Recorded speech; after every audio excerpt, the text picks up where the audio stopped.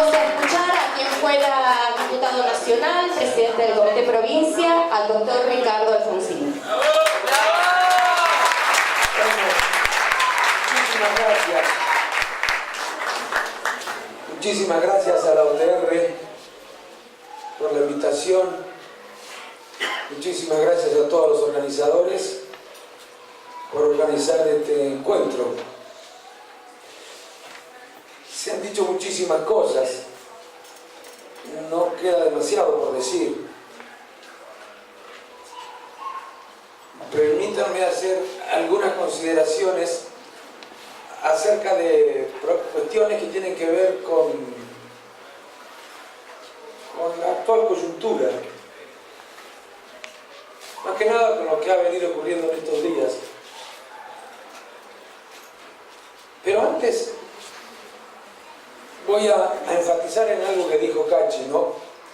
Cuando llegué acá había un medio de comunicación que me preguntó si veníamos a recordar el 1 de mayo, el Día Internacional del Trabajo. Y dije que sí, que por supuesto, ese era el motivo del encuentro, pero que sería más justo decir que le venimos a venir a rendir homenaje, a recordar a los miles de hombres y mujeres que a lo largo de la historia dieron en muchos casos literalmente su vida y su libertad en defensa de los derechos de los trabajadores. Esos miles de hombres y mujeres que lucharon por lograr una relación más justa entre capital y trabajo. Una relación más justa, una relación laboral más justa. Cualquiera que lea un poco de historia podrá comprobar los padecimientos de los trabajadores, las injusticias que sufrían los trabajadores. Y si hoy nosotros gozamos de muchísimos derechos, o de muchos derechos, que hacen que las relaciones de trabajo sean más justas, no es por casualidad, es porque muchos lucharon antes y murieron. Perdieron sus libertades, sacrificaron a sus familias. Hay que leer la historia del derecho laboral para comprobar que detrás de cada derecho hay luchas muy duras y muy largas. Los más jóvenes creerán que siempre existió la prohibición de trabajar más de 8 horas. Es relativamente nuevo eso. Contó Cachi lo que había pasado en 1886 en Estados Unidos, cuando los trabajadores pedían una jornada diaria de 8 horas. Seguramente creerán que siempre existió la indemnización por despido. No es algo que tenga tantos años tampoco, ¿eh? Y por supuesto que lograr ese derecho supuso una lucha muy grande también. Algunos tal vez creían que siempre existió el salario. No. Hubo tiempos en los que se trabajaba y se cobraba en especie. Los tiempos de la esclavitud. ¿Y qué creerán que la esclavitud terminó? Porque los que eran propietarios de los esclavos un día dijeron: che, está mal, no debemos hacer esto. Nos hemos dado cuenta de que no estamos haciendo las cosas como corresponde. No. Hubo luchas tremendas, sacrificios tremendos para poder terminar con la esclavitud. ¿Creerán que siempre existió la jubilación? Que cuando uno llegaba viejo y ya no podía seguir trabajando, cuando para el patrón ya no era productiva su actividad, pues entonces tenía derecho a cobrar como pasivo. ¿Creen que siempre existió eso? ¿Y creen que empezó a existir también por un acto generoso, gratuito y voluntario de los dueños del capital? No, una lucha terrible, terrible. La historia del derecho laboral es la historia de luchas terribles. La historia del derecho laboral es la historia de la lucha de cientos de miles de hombres y mujeres por hacer más justa la relación entre capital y trabajo. Y es una lucha que todavía sigue. Y sigue porque no hemos llegado a los niveles más altos de progreso ético. No, todavía nos falta muchísimo. Y en la medida en que sigamos progresando, seguiremos luchando por nuevos derechos para los trabajadores. Además, hay muchos de esos derechos que están reconocidos en el derecho positivo, en la Constitución, en las leyes, pero no se aplican, no se ejercen, no se pueden ejercer. Y solo dos cachen. El derecho de los trabajadores a participar en la dirección de las empresas. ¿Saben la importancia que tiene eso? Para saber, por ejemplo, si están cobrando salarios que tienen que ver con lo que está ganando el empresario o no. Para saber, por ejemplo, si se están haciendo las inversiones que corresponden o se están utilizando los recursos o la riqueza que se genera en conjunto para destinar a otra actividad financiera, por ejemplo. Para saber, por ejemplo, si determinados despidos están o no justificados. Es un derecho importantísimo ese. No crean que si no fuera importante ocurriría lo que ocurre, que no se aplica. No se aplica porque es un derecho muy importante, muchachos, que le da mucho poder a los trabajadores. ¿Para qué hablar de la participación en las ganancias? Y ustedes me dirán, ¿pero en qué país del mundo se han reconocido estos derechos? En muchos. En Alemania, por ejemplo.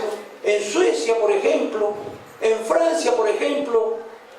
En muchos países se les reconoce a los trabajadores estos dos derechos. En Brasil, a partir de empresas que tienen más de 2.000 o 3.000 empleados, se les reconoce los derechos a los trabajadores, acordado con los propios trabajadores, una participación en las ganancias y una participación en la dirección de la empresa. Entonces digo, hay que seguir luchando porque todavía tenemos muchos derechos que alcanzar. Todavía tenemos que seguir luchando porque hay muchos derechos que realizar y tenemos que seguir luchando porque los derechos que hemos conquistado los podemos perder. Si no seguimos luchando, podemos perder derechos. Una conquista es definitiva. Alguien dirá que estoy haciendo una apreciación o imaginando qué es lo que podría ocurrir si dejáramos de defender los derechos. No, estoy describiendo lo que está ocurriendo hoy en el mundo, en los países más desarrollados. En los países más desarrollados los trabajadores están perdiendo derechos. Se están haciendo reformas laborales que sacrifican derechos de los trabajadores, con la excusa de que mejorando la rentabilidad empresaria se harán más inversiones, se harán más trabajos y mejores remuneraciones. Nada de eso ha ocurrido en ninguno de esos países en los que se han hecho esas reformas laborales. Y acá se está intentando una, muy parecida a la que se hizo en España. Vayan a ver qué pasó con los empleos que se crearon en España después de la reforma laboral. Miren, el 25% de los nuevos trabajos son trabajos que tienen una duración de menos de una semana. Todos los trabajos creados son trabajos que tienen inferior calidad a los que tenían antes de la reforma laboral.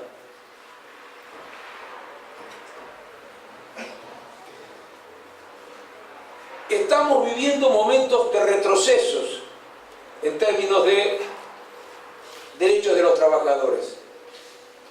Algunos hablan de la sociedad de la ocupación plena, pero de ocupación precaria. El trabajo ya no está asociado a la seguridad social. El trabajo ya no está asociado a la movilidad social ascendente. El trabajo hoy está asociado a la movilidad social descendente. Eso pasa en los países desarrollados y no dejó de pasar.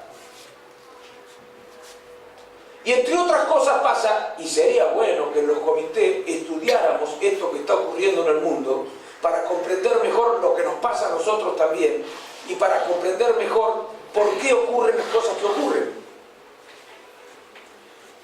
Sería bueno, digo, que estudiáramos la relación que se da entre debilidad de la organización de los trabajadores y pérdida de derechos de los trabajadores.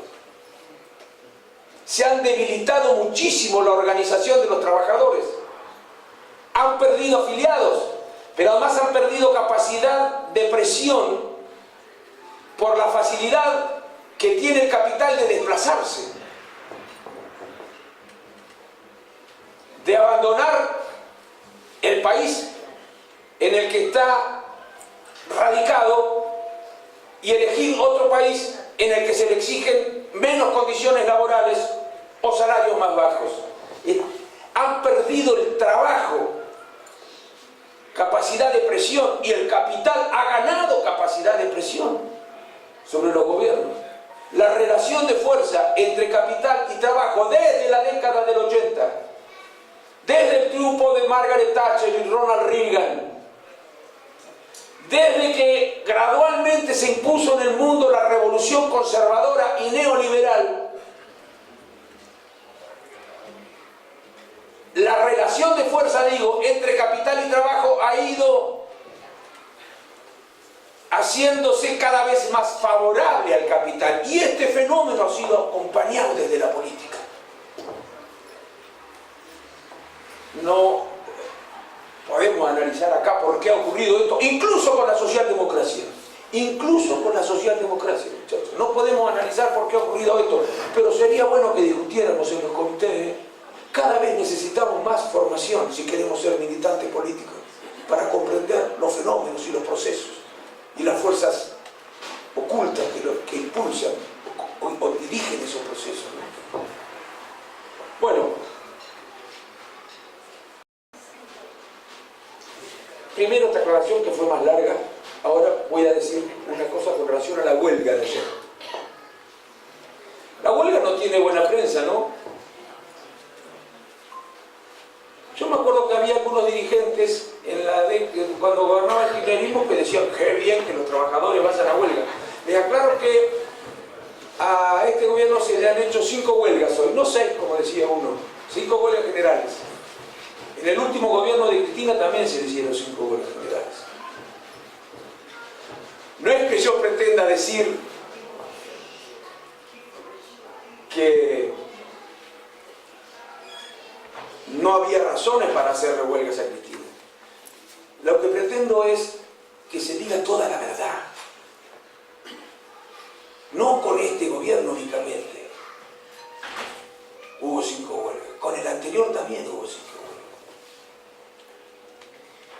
La pregunta que nosotros nos deberíamos hacer para tomar o no partido con relación a esta huelga, el partido debería preguntarse, y la UTR desde luego, aunque veo que se lo preguntan a la UTR, pero hay otros que no se lo preguntan o se lo preguntan pero no contestan. Otros sí contestan en la UTR, como Javier Barreto, por ejemplo. La pregunta que debería hacerse la Unión Cívica Radical es si esta huelga es razonable, legítima o no. ¿Cuándo una huelga es razonable? Cuando se sancionan leyes, cuando se aplican políticas que agreden los derechos de los trabajadores. Cachi mencionó, hizo referencia a algunos indicadores que afectan especialmente y de modo muy negativo al mundo del trabajo. Crece el desempleo como consecuencia de la recesión económica. El aumento de la inflación equivale a una reducción del salario de los trabajadores. le bajan los salarios a los trabajadores. Un 35% del trabajo es trabajo en negro en la Argentina. Es decir, para esos señores nos pasaron 150 años de lucha en defensa de los derechos de los trabajadores. Lo mismo pasa con los jubilados. Y ahora además se anuncia una reforma laboral que con la cantinela de que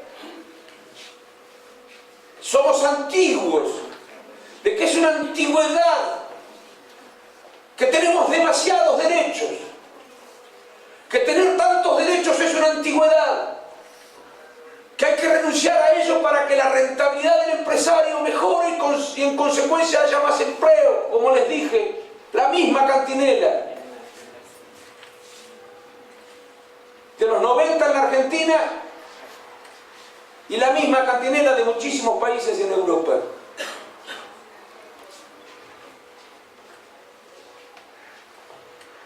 Yo creo que pocas veces ha habido tantas razones como para hacer una huelga. Tal vez en la década del 90. Tal vez en la década del 90. Yo creo que la huelga es legítima. Ayer me preguntaron a mí por las 13 huelgas que le hicieron a Raúl Alfonsín. Y yo contesté algo que quiero decir acá. Yo creo que realmente los trabajadores estaban muy mal. Creo que no se hacía nada desde ese gobierno para complicar más la situación de los trabajadores. Creo que en todo caso no le encontrábamos la vuelta al asunto para mejorar la situación. Pero además había otro elemento que había que cuidar y que tenía que ser ponderado a la hora de juzgar cómo defendía cada uno sus derechos, que era la amenaza militar, la posibilidad de que se interrumpiera el orden institucional. No era el juicio a las juntas la única amenaza al orden institucional. La situación económica, la crisis económica, en la medida en que se tradujera en desencanto con la democracia, era otra amenaza a la estabilidad del orden institucional. Por eso había que cuidarlo. Y yo creo que hoy hay razones para hacer una huelga, ¿no? Hoy todos dicen, la huelga no resuelve nada. Y si no, ese es el propósito de la huelga. La huelga no es resolutiva. La huelga es expresiva. Expresa un problema que tiene que resolver si quiere que gobierna. Si no quiere, bueno, tendrá que comprender que va a haber una reacción de los sectores del trabajo procurando defender sus derechos. ¿Ustedes creen que los empresarios no hacen lo mismo? Y yo no tengo bronca porque nadie defienda sus derechos, ¿eh?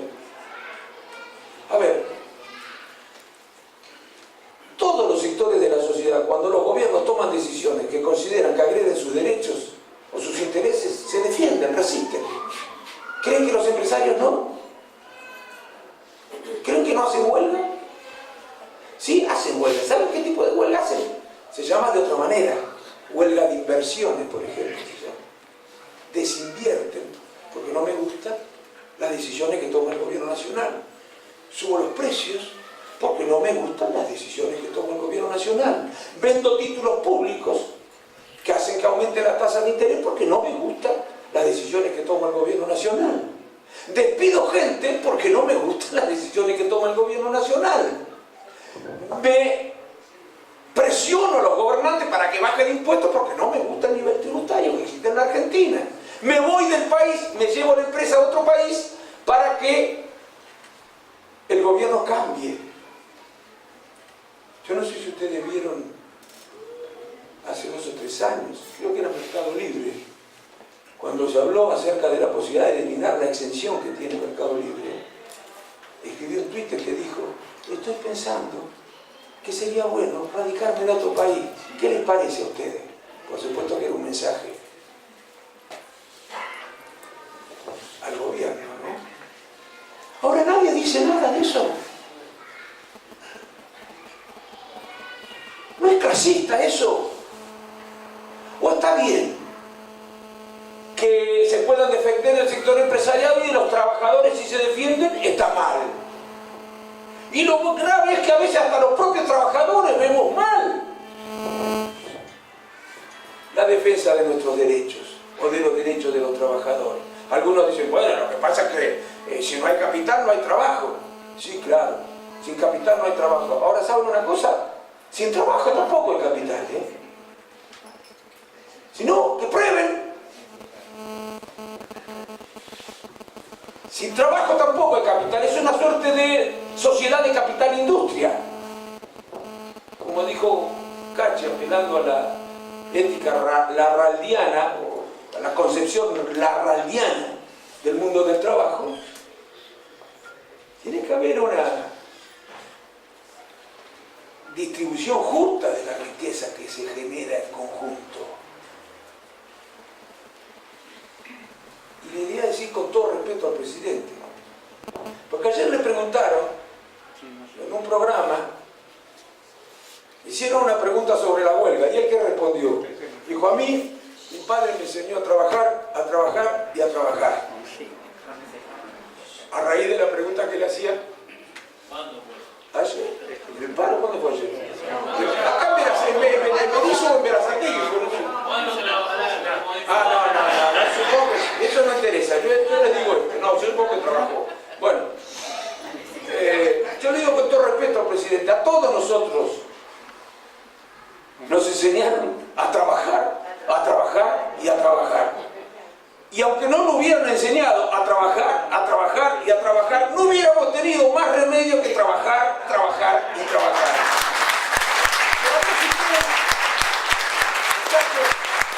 No se necesita enseñar eso. Pero además otra cosa le voy a decir. A nosotros, además, con todo respeto, en serio, nos enseñaron a ser ciudadanos. Nos enseñaron a ser solidarios. Nos generaron conciencia acerca de que pertenecemos a una comunidad, a una nación, a la patria, y que la patria son los hombres y mujeres de la Argentina. Prueben ustedes sacar a todos los hombres y mujeres de la Argentina y van a ver qué queda de la patria. Y que la mejor manera de ser patriota es trabajar para que haya una sociedad más justa en la que los trabajadores ganen y vivan dignamente. Eso también es enseñar a nosotros. Dicho con todo respeto. Y ahora me lo digo además a mí mismo y se lo digo más a algunos radicales más que al presidente que utilizó esas palabras. Bueno, por supuesto que todo lo que digo no quiere decir que no tenga una mirada crítica con los sindicatos, muchachos. Lo dijo Emilce. También tengo una mirada crítica con los partidos políticos, ¿eh? Y tengo una mirada crítica con el periodismo, ¿eh? Y tengo una mirada muy crítica con las agrupaciones empresarias, pero jamás se me ocurriría calificarlas de asociaciones ilícitas o mafiosas. Claro que tengo una mirada crítica con el sindicalismo, como con los partidos políticos. Pero cuidado, no vayamos a cometer el error que comete aquel que arroja el bebé junto con el agua sucia. Hay algo peor que un país con sindicatos defectuosos y deficitarios. ¿Saben qué es eso? Es un país sin sindicatos. Eso es mucho peor. Por eso algunos, desde posiciones más de derecha o más liberales, coinciden con nosotros en las críticas, pero tienen intenciones distintas.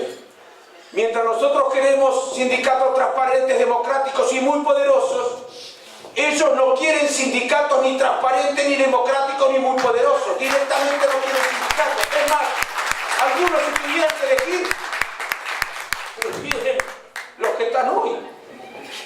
Por lo menos algunos de ellos, en lugar de los transparentes, muy democráticos y poderosos. Termino.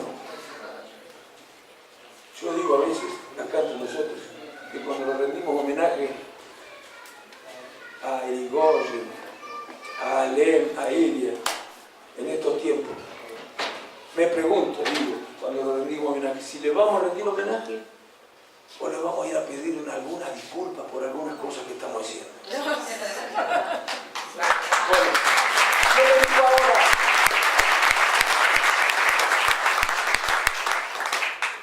todos los que están celebrando el 1 de mayo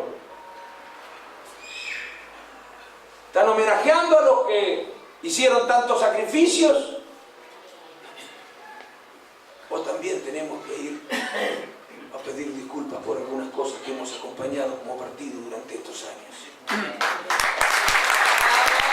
El cambio en la Unión Cívica Radical depende de nosotros. Así como hay algo peor que sindicatos defectuosos, que son países sin sindicatos, y van a ver ustedes, si tengo o no razón, ojalá no tengan oportunidad de comprobarlo, porque eso significaría que tenemos que quedarnos sin sindicatos. Así como les digo eso también, les digo que hay algo mucho peor que países con partidos políticos deficitarios o defectuosos. Es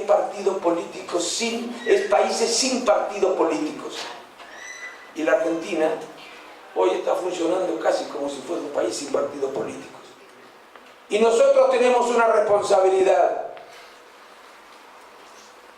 preservar para los tiempos a la Unión Cívica Radical, pero recuperar su razón de ser, su significado, ponerla de nuevo al partido, instrumento político al servicio de las ideas que generaron el nacimiento de la Unión Cívica Radical. Pocas veces, si es que existe algún antecedente, he visto a una Unión Cívica Radical tan distanciada, tan alejada de sus convicciones, de su ideario, de su razón de ser, como la que hemos visto desde el año 2015 en adelante. Nosotros tenemos la responsabilidad de revertir esta situación. Veremos cómo lo hacemos, pero no podemos renunciar a esa responsabilidad, porque del éxito que tengamos dependerá el futuro del país. Yo no me imagino que el país sea el mismo, y la diferencia sería negativa, si hacia adelante la Unión Cívica Radical fuera un actor ingrávido, irrelevante en el escenario político nacional. Muchas gracias.